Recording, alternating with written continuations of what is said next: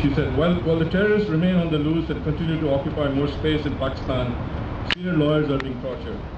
The Civil Society of Pakistan urges bar associations all over the world to mobilize public opinion in favor of the judges and lawyers in Pakistan.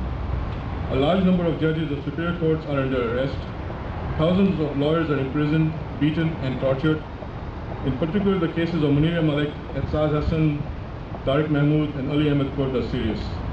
Munir Malik, the former president of the Supreme Court Bar Association and leader of the lawyers' movement, has been shifted to the notorious Attock Fort. It's a prison, it's a fort, and it's considered the Guantanamo Bay of Pakistan. He's been tortured and is under the custody of the military intelligence. Representatives of Bar Association should approach the governments to pressure the government of Pakistan to release all lawyers and judges and immediately provide access to Munir Malik and the others. The bars are also urged to hold press conferences in the country and express their solidarity with the lawyers of Pakistan who are struggling to establish the rule of law. That's how serious it is, and there is a news ticker tape that I saw this morning that said Munir was seriously ill. So we're trying to get hold of him to see what's going on with that. The constitutional powers that Musharraf usurped, I mean, he basically tore up the Constitution. Said, forget that. I am the law. I am everything, and just obey me. Some of the provisions that he has, there are no freedoms. Obviously, the rights to free movement are gone. The rights of the arrested person to be informed is the reason for the arrest is gone, and they do not have a right to even access to a lawyer. Whether they pay for it or not doesn't matter. Right to protection of property is gone. Right to assemble in public is no more. Right to free speech is gone.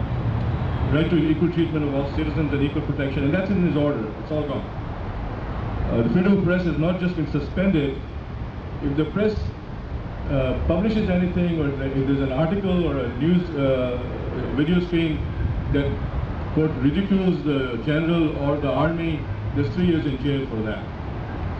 I mean, I'm looking at cartoons that the press here has published, and one of them is Musharraf saying, I'm declaring a state of emergency in Pakistan until everyone agrees that I should be president for life. Until everyone agrees that I should be president for life. So that's been published here.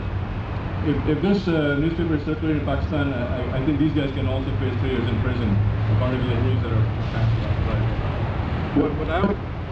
What I would suggest, and I think the point was made that the U.S. image worldwide is at a really low ebb, and one reason is because our diplomacy is by the gun. What we are doing as lawyers here today sends a message that democracy is important, the rights of freedom are important, and that we need to preserve those rules. I mean, think about it. What's happening in Burma? You've got a general gone amok. The Buddhist monks are being killed. Maybe Musharraf isn't here yet, but isn't there yet. But if you don't stop him at this stage, where is this fascism? Is he going to end up becoming a total fascist? And what message does it send to all the other generals in the area, who are trying to do the same kind of thing and establish the same kind of rules of law? Are they also going to say, hey, we have a free pass, nobody does anything, we can do what we want? All we have to say is we're preventing terrorism and we can engage in every possible terrorist act there is. I'd like to end with a thought from Munir. He was, his belief is that this is the time. The idea now is that the rule of law must be preserved in Pakistan. Pakistan was founded 60 years ago, and interestingly, it was founded by a lawyer. Muhammad Ali Jinnah was a lawyer. He founded a society that was based on, religious freedoms for everybody. And Munir says it's the time is right for the establishment of the idea that the supremacy of the rule of law should be supreme. Imagine 60 years later, we're in Pakistan, they're thinking this is the right time. And he says, and his quote is, no army can stop the march of an idea. So what I'd ask you to do is contact your representatives, contact the senators, and also maybe encourage them to have hearings on this whole thing, on what's going on in Pakistan. We give $10 billion. You have a hearing on what's going on, especially on the torture, and ask them to get into getting access to this business. Thank you very much.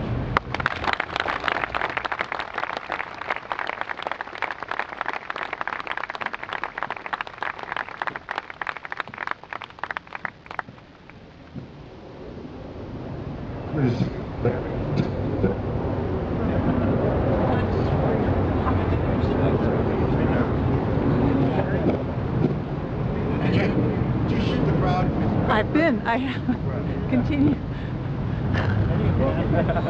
It may be better. You know, I'm going to pretend it's a really big jury pool. I'm going to speak really loudly. Thank you very much for your... And it's first-hand knowledge about what's going on in Pakistan. Our next speaker, who is going to operate without the benefit of amplified sound, but he can stand up and do it, Sharish Gupta, who's a lawyer in Meyer Brown in Palo Alto.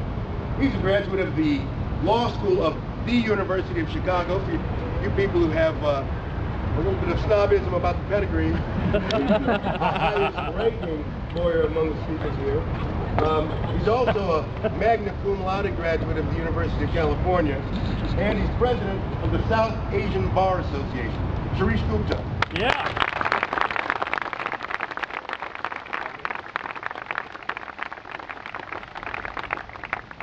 I'd like to thank everyone for coming. Just want to say that this is such an important event that I thought it should be the first one that my son attends.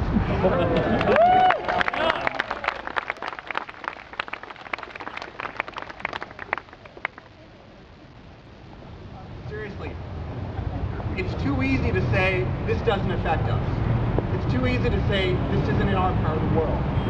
It's too easy to say it's in Pakistan. That's just a small country on the other side of the world. What I'm proud to see here is that so many people have said, no, I'm going to stand up and I'm going to speak out. This is an important issue for everybody. On behalf of the South Asian Bar Association, I thank you. I thank SASIP. I thank the Criminal Trial Lawyers Association for hosting this event. And I urge you to really speak out and make your voices heard. Unfortunately, if we were to hold this same event in Pakistan today, we would all be subject to arrest, we would all be subject to imprisonment, we would potentially be subject to torture. However you want to define that in US terms. Saba is here to condemn the emergency and to support our colleagues who have done nothing more than what we as lawyers do every day, fight for the rights and liberties of the citizens of our country. We applaud the hundreds of attorneys who risked their lives and their freedom by speaking out against this unjust and illegal emergency. With over 6,000 South Asian attorneys nationwide, the South Asian Bar Association implores each and every one of you to contact your congressmen, your senators, your daycare providers, the White House, to stand up and say, we will not tolerate this. This is not how things should be done. This is not the world that we're living in. And moreover, we'd like to we ask you to implore the government to restore internet access, restore the phone line so that we can communicate with the lawyers, with the judges in Pakistan, to let them know that they're not alone, to let them know that we all support them.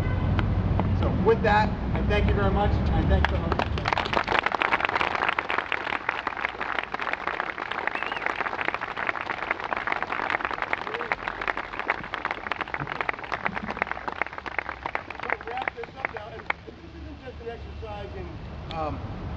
Verbal, well, we're not just talking here. Just so you know, the Chief Justice of Pakistan was actually ousted last summer, and it was protested by lawyers that got him reinstated. This time, the Chief Justice and the majority of justices are under house arrest in Pakistan. Now, I'm not saying we should storm 450 Golden Gate and petition our government for redress of our grievances. I'm not saying that. That wouldn't be a bad idea. Because we have a government that is so unresponsive, so morally bankrupt, that it allows the kind of conditions to occur in Pakistan that are going on today. If this is a government that we have sent $10 billion to in the last 10 years, that we are propping up because we think we need an ally in South Asia, maybe we ought to rethink our criteria. We have a lot of distinguished lawyers here today, and I can't possibly single all of you out. You know who you are. We have some heavyweights, starting with, we have George Casarilla, Tony Tamburello, John Kecker, Michael Stefanian, Barry Corbin. We have a lot of people here. But I want to thank you all for showing up, because you are the people who folks listen to. You are the people whose ideas